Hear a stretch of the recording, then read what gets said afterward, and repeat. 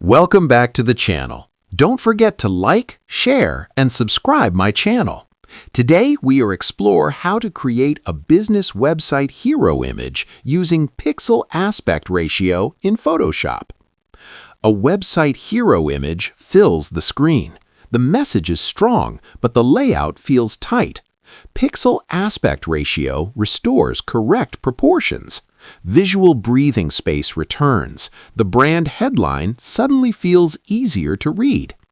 Business websites depend on first impressions, and proportion decides comfort.